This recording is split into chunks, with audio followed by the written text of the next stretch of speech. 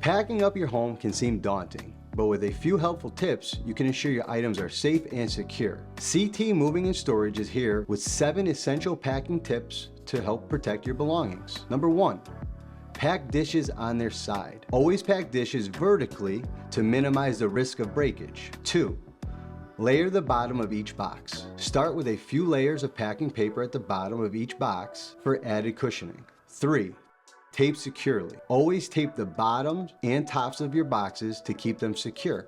Number 4, fill boxes completely. Ensure that each box is packed from bottom to top to prevent items from shifting during transit.